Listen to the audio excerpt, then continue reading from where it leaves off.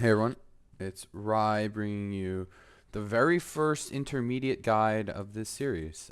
This has been my most requested video since I started making YouTube videos because I'm one of the best Overflow players, I'd say, at abusing the mechanic. And a lot of people kind of want to see my opinion on it. And I think it's one of the most fundamental things that really sets apart good players from great players. Additionally, I think this is going to be much different than the beginner series. So if you're a newer player and what I'm saying doesn't really make sense, don't worry. This isn't for you. This intermediate guide and the advanced guide are they're very, very one and the same. I think a lot of the concepts I'm going to mention here are going to be good for also an advanced guide. So it's kind of a mesh. I'd say it's blurry lines in between the two, but I think this is more of an intermediate concept, but there can definitely be some advanced execution going on, and we're going to get into that today. So without further ado, let's just jump in. Let me just show you some examples of what you can do with Overflow. So here's an example from a tournament game. I was 8 City Liberty, 500 base hammers. And I beat Hawks in the World's Fair by 0.75. 0.75 hammers. It's the closest World's Fair I've ever seen. The closest World Fair that's probably ever existed.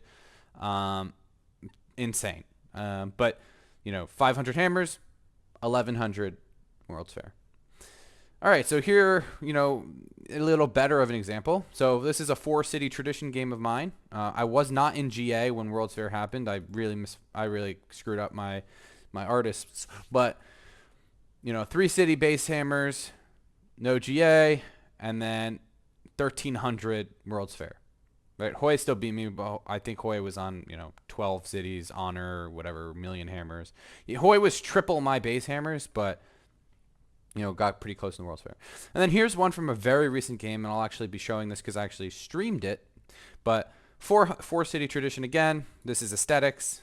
This is also aesthetics, and you'll see why aesthetics is important here. But 4-city tradition, 600 base hammers, 1900 World's Fair. Okay, so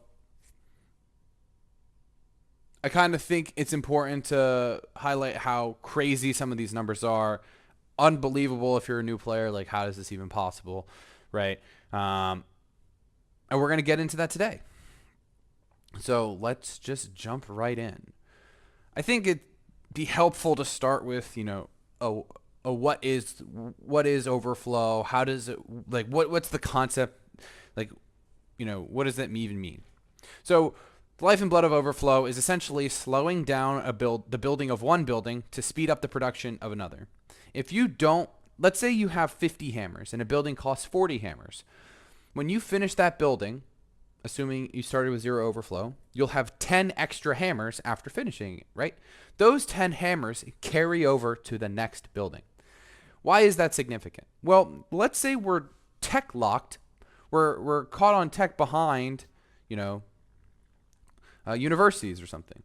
And we're one tech away from finishing universities, or we're 2 techs away from finishing universities, and then maybe an amphitheater comes up in 1 turn. Well, in this case, it'd be better to delay the amphitheater being built, right? So in our other example here, maybe we're building a worker instead. So we can finish the worker in 1 turn with 0 overflow, or we can work 1 less hammer, finish it in 2 turns, but have 7 hammers into something else. This is 7 extra hammers into the next building you build, right? In terms of like how many hammers we're implementing in these turns, it's going to be about the same. It's just 1 off. But the difference is there's a lot more factors in Civ, right? If we're 2 turns off the university and we're 1 turning a worker, we could slow down that worker and then overflow the extra leftover hammers into the university. So now we're essentially speeding up our university timing by that amount of hammers that we're overflowing. So this is the general concept, but it goes far beyond this, okay? This is very basic stuff. But we can abuse this mechanic, especially once we talk to once we get into the next thing. But what are the limitations to overflow, and how does it work? So overflow caps out at the number, at the higher of these two numbers, right? So you have the first one is your base city production times any modifiers you have. If you're building a shrine, right? If you're building a shrine, you with piety you get 2 times hammers, which means so you're if the let's use the shrine for example. When you finish the shrine, you're either going to have the higher of the cost of the shrine, so 26 hammers, or your base hammers in that city times 2, because that's the modifier for that building, right? This is how most of the time you're going to be using Overflow. It's just going to be base city production times modifiers, because the cost of the building is often not like particularly high.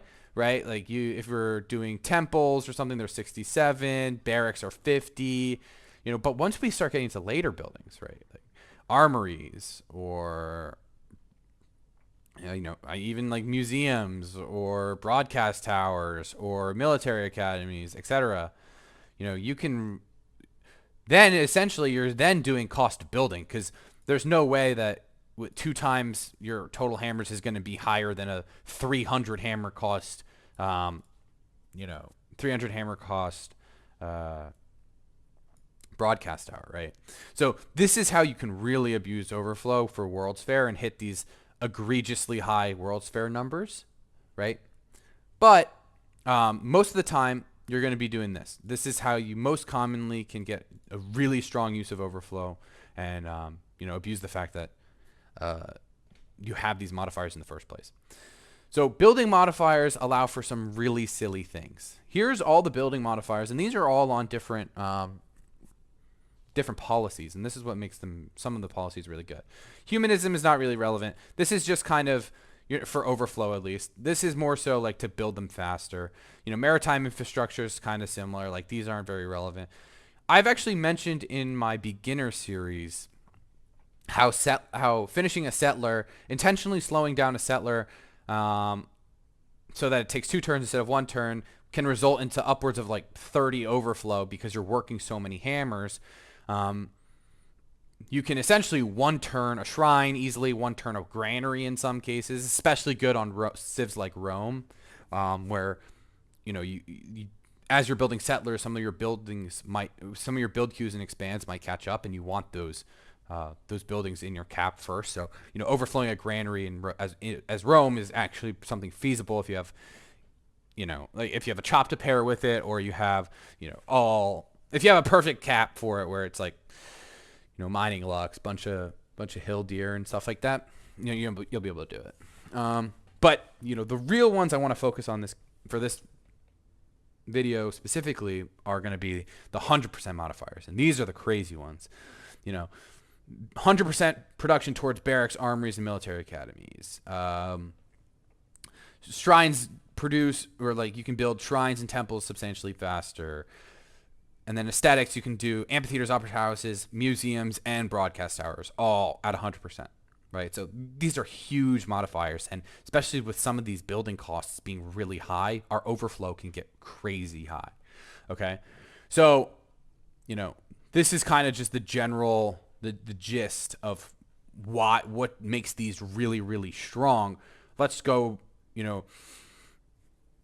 some common examples. I mean, the reason why honor and piety scale so well for wide civs, so like wide, honor or wide liberty or something like that, like, is they allow the liberty player or the honor player to have additional things to overflow in the game. And just some common examples, right? Let's say you're liberty, you get workshops. Maybe you finish liberty on turn 60, on turn like 55 or something like that. You're probably gonna get your next policy in around 10 turns, or maybe a little longer, maybe 12. So you'll be getting it 67, and you want to do piety second. Well, opening piety allows you to build them 100% faster. Build your temples. So right after you finish your workshops, maybe you build a stable, maybe you build like a market or something, finish your coliseums up. You're going to have 1 extra building to do before universities most of the time. That building is usually, when your piety, is going to be a shrine into something, and then a temple, and then we're going to be microing down our temple so that it looks like this, so that we're one hammer away from finishing the temple. Then the turn we get universities, we finish all, or the turn before we get universities, we finish all the temples, and then we build the universities at least 1 or 2 turns faster in every single city, right? This is super common. Every single time you see someone lib piety, this is likely what they're going to be trying to do with using this overflow. Speeding up your universities is huge, especially on some really wide trees, because you can essentially get all that huge science boost at the same time, which is really, really how you can speed up a game. Other really common example is an armory.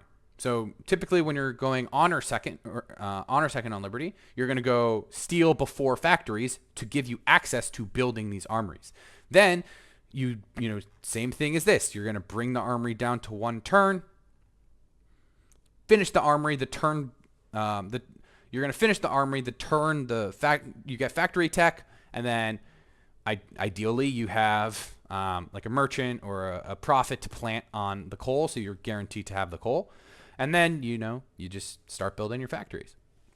So another fantastic way to speed up factory builds by 2 to 3 turns in every single city, right? Because when we're microing this down, and I'll show you this in an example video, but when we're microing these down, we're going to artificially slow down our hammers in certain cities so that we can get it exactly down, or as close as we possibly can to 1 hammer away or 2 hammers away or something like that.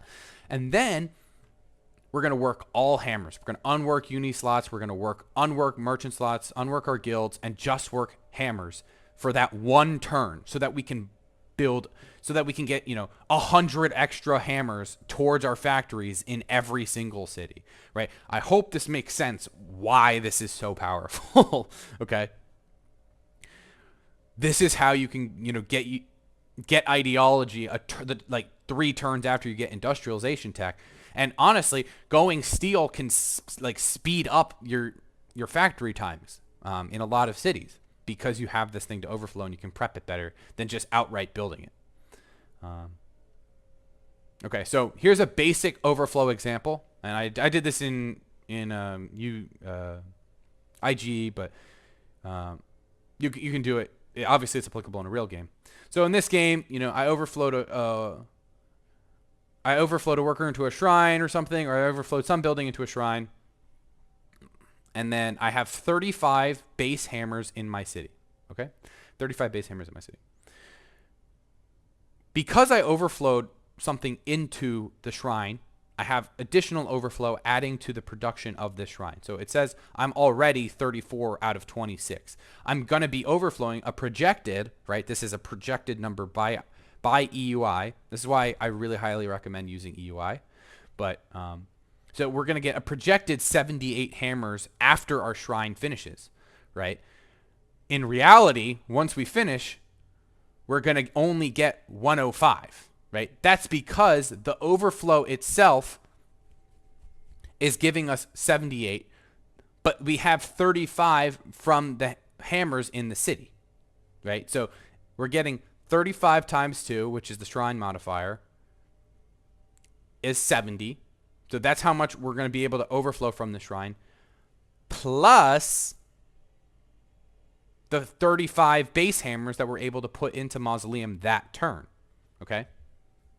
So we're not only overflowing 70, but on the turn we want to build the thing, we're getting 105 because we're including the hammers from that turn. Does that make sense? So the 70 is from the base hammers of the city itself, right? So the higher of the 2 numbers, the cost of the building or the base production times modifiers. So we're getting the 70 here, and then the 35 base hammers from the next turn that are being applied. So it's the 70 plus 35 equals the 105 that we're going to have. Okay? So hopefully this makes sense. This is why you're no longer allowed to sell shrines, because this is a very easy way to essentially double your hammers and put them into World's Fair, right? It's a fairly easy way. But what if I were to tell you there's an even better way to overflow for World's Fair that requires much, much more skill? So I do think the shrine nerf was justified, But there is a better way. Now, this is a game I played. This is a challenge game. So, in potentially weaker lobbies where I'm more inclined to, just probably steamroll the lobby if I wanted to play to win, I'll do some arbitrary challenge to make the game more difficult. So as you can see, a lot of these tiles have great people planted on them, and the challenge was I was not allowed to bulb any of them, and I had to plant every single great person or turn it into great works. Okay, so that's the preface. That's why these tiles are so insane. But here's the situation. So I'm playing aesthetics, and someone had just put up World's Fair in the World Congress. The first thing I'm thinking, see, someone just put it up. The first thing I'm thinking is, okay, I now know, because my hammers are fairly close to the game lead, which was a resettlements Carthage player. I knew I can potentially, there's a very high likelihood I could win World's Fair here.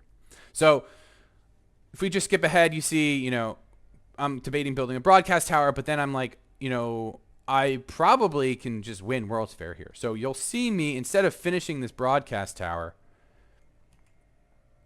plant my scientist, because this is this challenge and this game was so silly.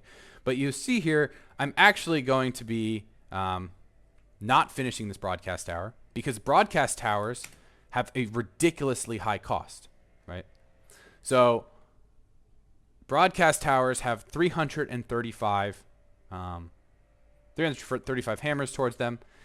If I, pull up a calculator, oftentimes 4-city tradition will cap out at 335 times 4, right? Because that's the cost of the building. It's unlikely that our cities are going to have 335 hammers as we're producing something, right? Or more than 335 hammers, base hammers plus modifiers, producing a building.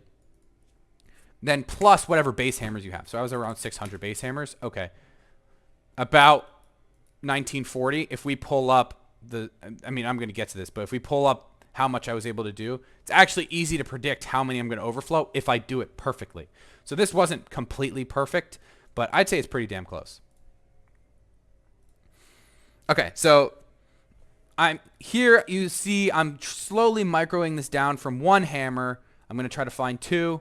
Okay, there's 2. I'm 4 hammers off finishing this broadcast tower. That's totally fine. Now I'm going to start queuing them in every single city. I have 9. Okay, this is the one thing I want to mention.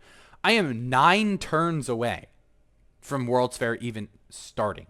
Okay, but I have to do this prep work well in advance if I want to have a chance to win, because that's what makes Overflow so difficult. Is it's so much prep work for a really big payout that a lot of people don't want to do.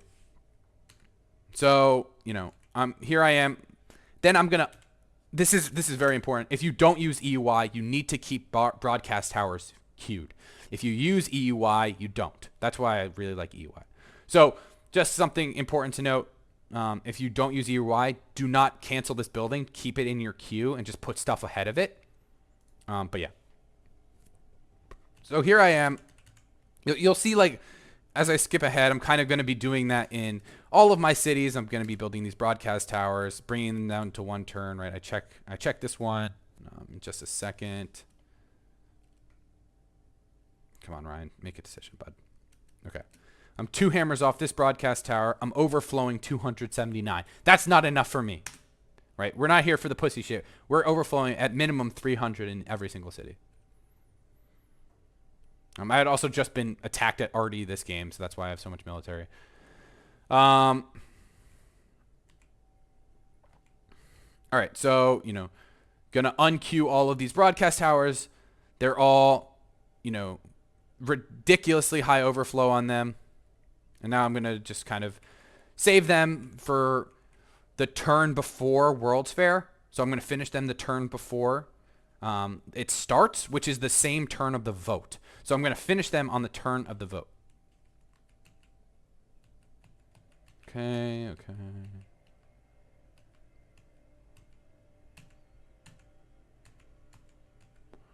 So here, microing down this broadcast tower as well.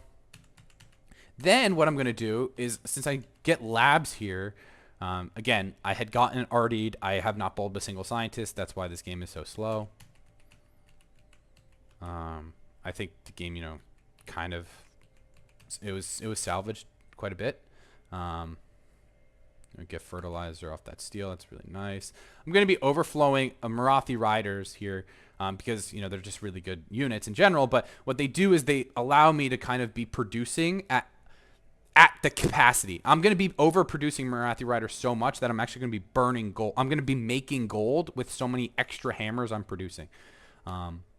That's a very basic concept. I don't think I should need to touch on it that much, but if you are overproducing your overflow cap, you actually make gold. So, okay. And you'll see here, we're 3 turns left on the vote. Going to queue up labs. I just overflowed observatories into labs because I knew I was going to get labs that turn. So, just some basic stuff. Right here, this is big.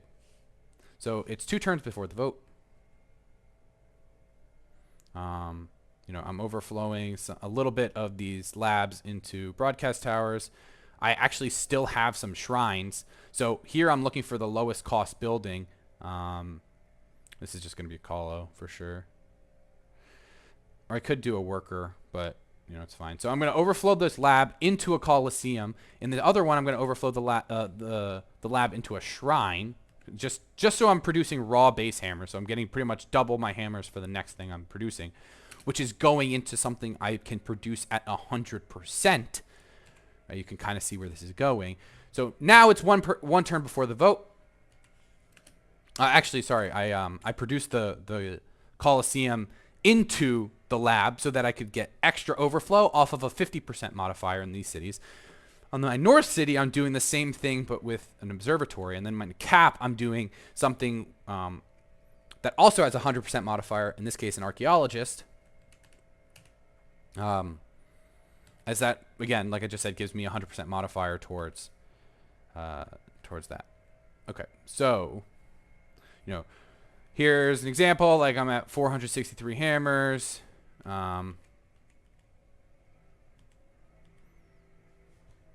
And then my GA starts. Here I am finishing broadcast towers. I want to see if let me slow that down. I want to see if I hover over it, and I want to show just how much overflow it's going to say I can do. It's going to cap out. I'm actually going to generate some gold this turn because I'm going to overproduce in my capital. But it's just good practice to get into. So here. So if I was not capped on overflow in this case, I'd be producing 475 hammers in my cap extra for the next turn. Okay. It's going to cap at 335 because that's the cost of the building. But yeah. So then, this is self-explanatory here. We're just, at this point, we're just, waiting for World's Fair to start. I actually get the specialist policy, which is really nice. So that's actually going to bring my hammers all the way up to 600 or so. And then here we are. We're throwing all of those saved production, all of that overflow, right into World's Fair.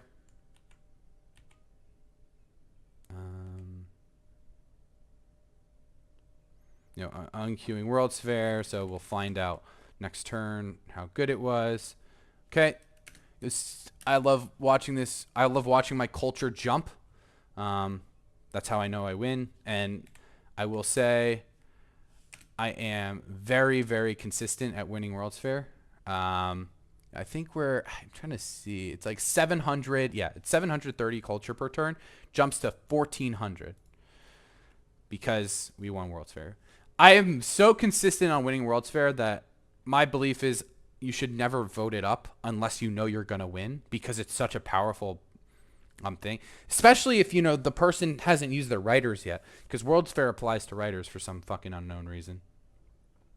But yeah, this is kind of like the advanced stuff that you can do with Overflow, and kind of how crazy it can get.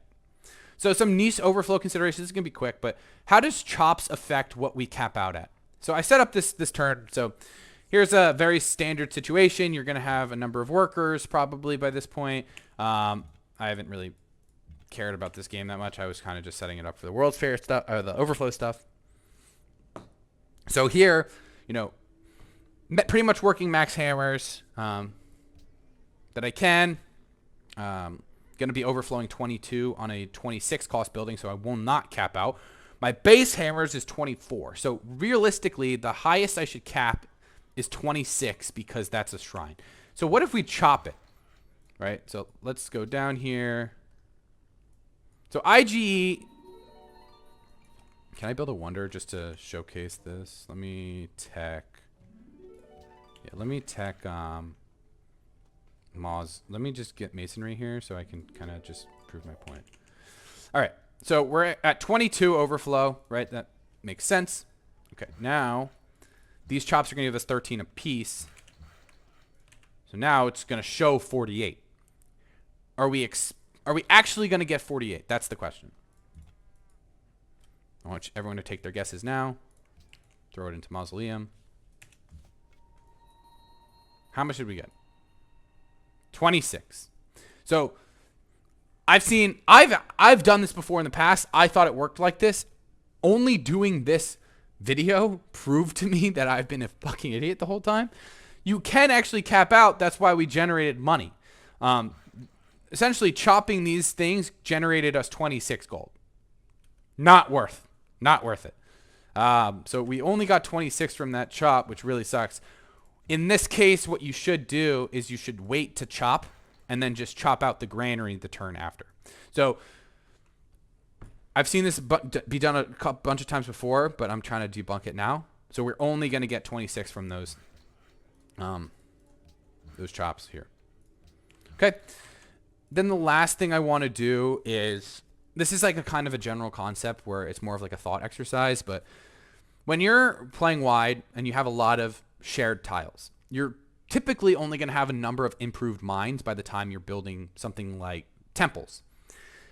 Oftentimes you can save an entire turn, or you can generate an additional 26 or like upwards of 20 hammers just by delaying unis in some cities that share a lot of tiles, right? So if I pull up this example video, right, if not for World's Fair, what I should have, and I was just trying to get the most amount of overflow I possibly could, I would unwork a lot of these manufactory tiles in Bukhara so that Samarkand could work all of them. So now Samarkand's working all the max hammers it can, then it's going to finish. Then I give Bukhara its hammers, right? Because those are doubled. Those are doubled hammers. Then I'm going to give Bukhara the manufactory tiles that Samarkand was working, and then it can now overflow. So for the turn before unis, you typically want to finish your temples so that they finish on the turn of unis.